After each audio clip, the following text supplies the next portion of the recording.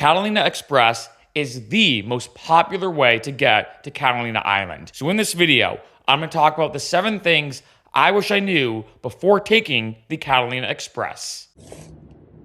Oh, hi, Mark.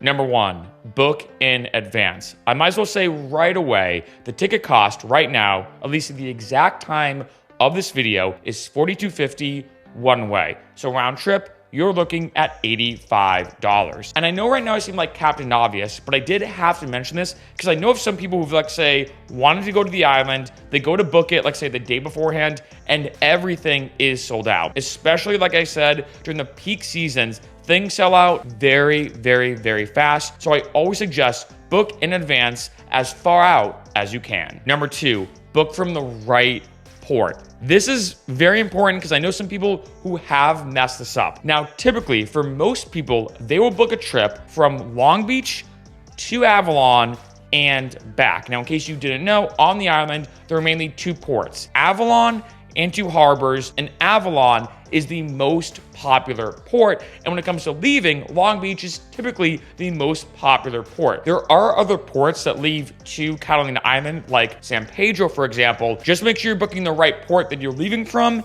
and arriving to, because as you can imagine, this is super important. And one thing I do want to say is that let's say you book the wrong port, which I know people who've done this, they booked the wrong arriving location or starting location or whatever. Do talk to them just in case. They might be able to work out something with you. Like, let's say you're leaving Avalon or you're leaving the island to go back, and you've actually booked the back trip to San Pedro, but you should be going to Long Beach, for example. Just talk to them. They might be able to transfer you or change it for free. But as you can imagine, just to avoid any confusion, make sure you're booking the right ports. Parking. So I do want to mention this. This is a very quick side note. Typically, when it comes to parking, I've never seen it completely full. So I don't think you have to worry about not finding a parking spot, although don't quote me, you never know. However, parking does cost money every day on top of your ticket. So for example, let's say you book a round trip ticket, it's $85. For Long Beach, for example, at least at the exact time of this video, parking is $24 a day. So let's say if you go for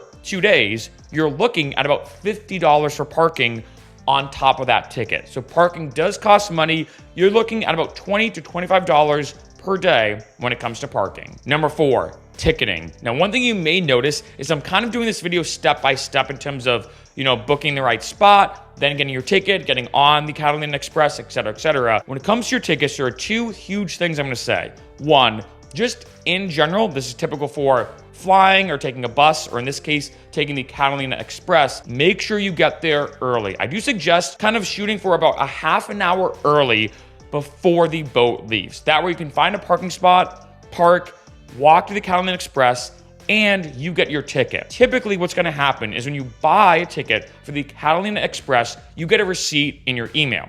Then you go up to the counter and to the front desk, and they then give you a physical ticket. Think of it kind of like going to the movies, that when you actually go on the boat, they take your ticket, rip off one of the stubs, and give it back to you. And this is very important. Trust me, this is very important. If you lose your physical ticket once they hand it to you, you will have to buy another ticket. Let me repeat that.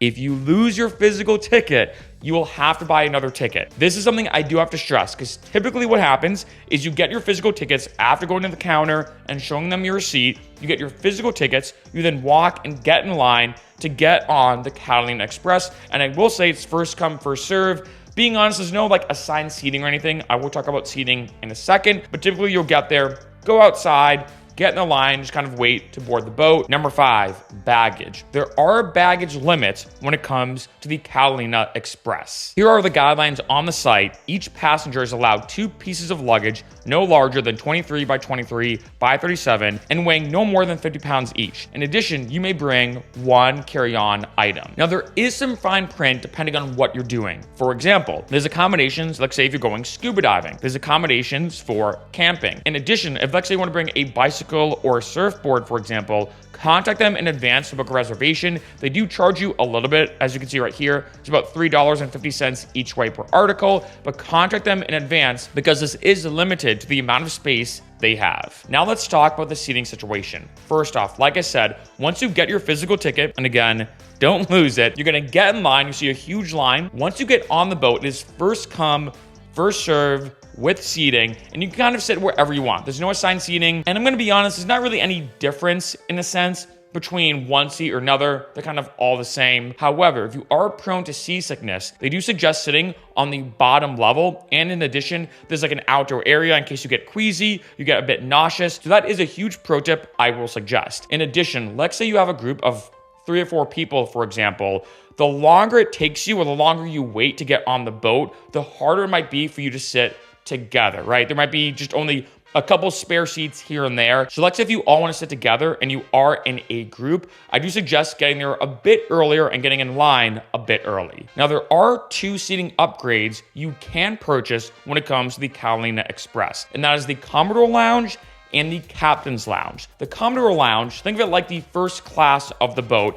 is $20 more on top of your ticket. So if your ticket is like say $42.50 one way, it's $62.50 when it comes to the Commodore Lounge. With this, you get priority boarding, more comfortable seats, you do get a free complimentary beverage, and that does include alcohol, and you get snacks. The other upgrade, which is the Captain's Lounge, is kind of your own private area, your kind of own private booth, so to speak, just for you and your friends. For those who have ever been to a nightclub, think of this very comparable to getting a table or bottle service. And in terms of the Captain's Lounge, in terms of the prices, up to 6 people is $60 for the group. So that's only $10 extra per person. They also can fit up to 8 people, and for 8 people, that's $80 or still $10 extra dollars per person on top of their normal ticket. And in terms of the amenities, like I said, 1, you get the entire booth or area to yourself just for you and your friends. 2, you get priority boarding. 3, it's very comfortable to sit with very nice seating. And 4, you get 4 complimentary beverages, which include alcohol. In addition, they do have catering as well. So let's say if you're having a bachelor or bachelorette party, you're going for an event, or let's say just you and 6 people, you want to be kind of by yourselves for the boat trip and just have some drinks or have some fun. The Captain's Lounge, in my opinion, 100% worth the money. And number 7, getting there. So typically the ride itself takes about an hour. And when it comes to the waters, they're typically not that rough. So like I said earlier, if you are prone to seasickness, of course, sit on the bottom level and maybe go outside. Whatever the best way to prepare yourself for, especially I do suggest maybe prepare a little bit in advance, bring a patch, whatever you need. But it takes about an hour to get there, right, when it comes to going to the island or coming back. And in addition, there are amenities on the boat. They have a bar. Of course, you have to pay for the drinks. They have alcohol there. They have snacks. I'm not gonna lie, they don't really have like food per se, but they have like snacks, chips, non-alcoholic drinks, and alcoholic drinks. One thing I will say though, which is very random, is sometimes the bar is open, sometimes it isn't. So the first time I went to Catalina Island, it was actually for my birthday. It was at like 6 a.m. I went to the bar and I'm like, hey, I'm just super random because it's 6 something in the morning, but it's my birthday. Do you guys happen to have drinks? And they're like, yeah, if you want to have a beer, go for it. However, there was another time I was taking the Catalina Express and it was like 3 or 4 p.m., so more in the afternoon, and the bar was closed. So I will say don't 100% count on it. You kind of never know, but typically it is open.